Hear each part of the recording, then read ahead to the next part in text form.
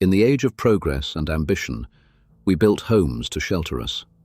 Towers of steel and concrete rose across cities, promising safety and comfort for a growing world. Every foundation laid and every dream pursued came at a price, paid in lives when the buildings betrayed us, where a single flaw or moment of neglect could turn a high-rise into a tomb, where one spark or failing panel could bring an entire corner crashing down, where even modern construction could collapse in seconds. Tonight, we descend into three of history's most devastating residential building disasters: Ronan Point, Grenfell Tower, and Champlain Towers South, where the dream of shelter became a nightmare, and the buildings claimed their due. May 16, 1968. At Ronan Point, a 22-story residential tower in Newham, East London, residents were starting their morning. Then, without warning, a small gas explosion erupted on the 18th floor. In an instant, Ronan Point was changed forever. The building was part of Britain's post-war housing drive, constructed using the Larsen-Nielsen system of large precast concrete panels. This method was hailed as fast, efficient, and safe, a modern answer to the nation's urgent urban housing shortages. But the design concealed a fatal flaw. The structure depended on load-bearing panels stacked and joined by bolts and friction, offering no structural redundancy. At approximately 5:45 a.m., resident Ivy Hodge entered the kitchen of her 18th floor corner flat. She struck a match to light the gas stove for her morning cup of tea. Overnight, gas had leaked from a faulty connection on the stove line, and in an instant, it ignited. The explosion blew out the load-bearing flank wall, the exterior panels that supported the corner of the building. With that critical support gone, the floors above collapsed downward, triggering a chain reaction progressive collapse that tore through the entire southeast corner. Whole apartments vanished as massive concrete slabs pancaked floor after floor. The damage was shocking. The entire southeast corner of the tower had collapsed from the 22nd floor to the ground, tearing away living rooms and leaving interiors exposed to the open sky. Furniture dangling, residents like Brenda Morn clinging to narrow ledges. Rescue teams combed through unstable debris in the early light as authorities evacuated the remaining residents. The human cost was tragic, yet narrowly limited by the early hour and partial occupancy. 4 people killed instantly, 17 injured, and more than 260 residents left homeless overnight. The Griffiths inquiry uncovered a terrifying truth. The collapse stemmed not from a massive blast, but from a minor domestic gas explosion that a properly designed building should have withstood. Despite exposing design flaws and shoddy workmanship, no individuals or companies were held criminally accountable. The panel system had failed catastrophically due to its lack of redundancy, prompting sweeping revisions to UK building codes to prevent disproportionate collapses, and ultimately the tower's demolition in 1986. Ronan Point remains a lasting warning, proof that when safety margins are stripped away, even a single spark can unleash disproportionate collapse. June 14, 2017. At Grenfell Tower in North Kensington, London, an early summer morning in a 24-story public housing block.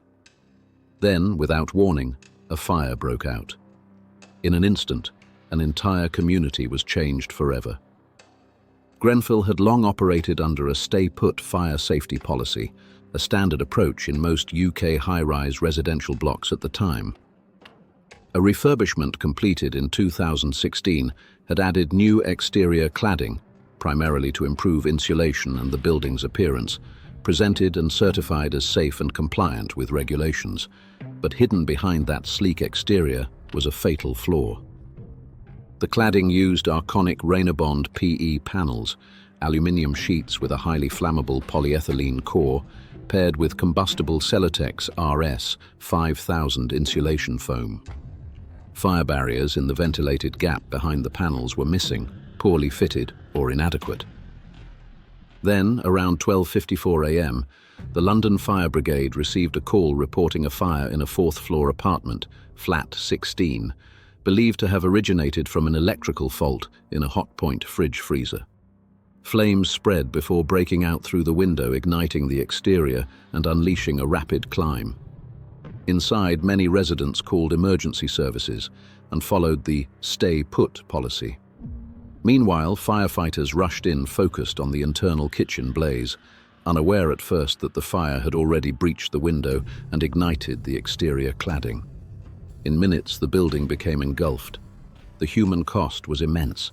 72 lives were lost, more than 70 people were injured, and hundreds were left homeless.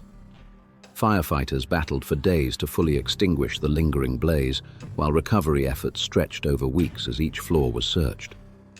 The investigation revealed a chain of failures: combustible cladding and insulation, missing or inadequate fire barriers, and cost-cutting decisions.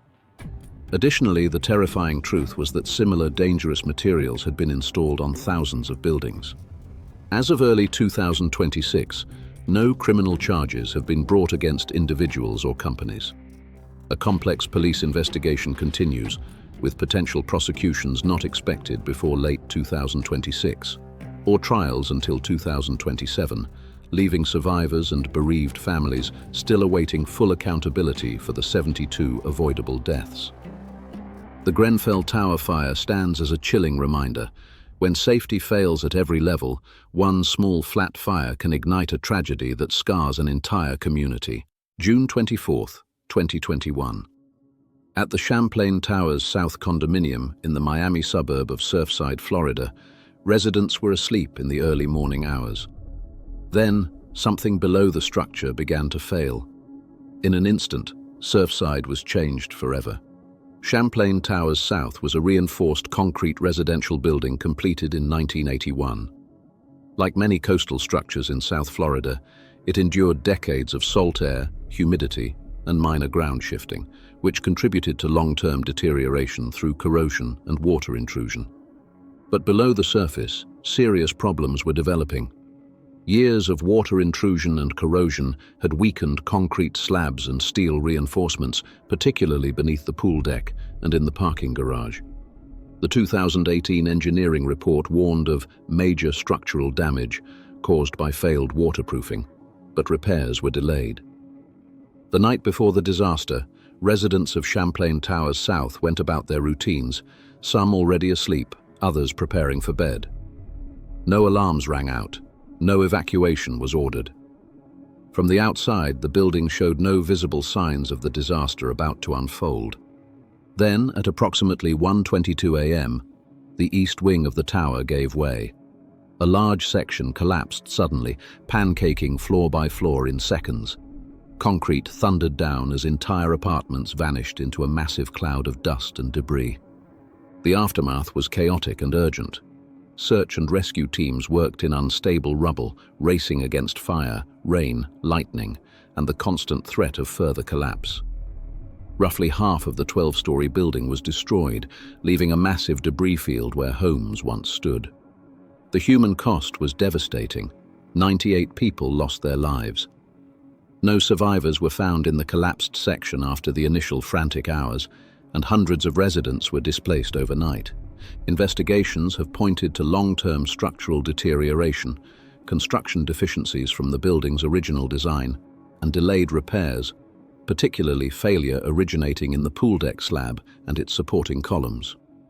While extensive civil lawsuits followed and resulted in major settlements, no criminal convictions have been issued, leaving accountability an ongoing subject of legal and public debate. The Surfside condominium collapse stands as a stark modern warning. Even when deterioration announces itself, inaction can allow it to escalate, until it's far too late.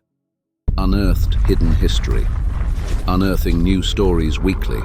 Follow or subscribe for more.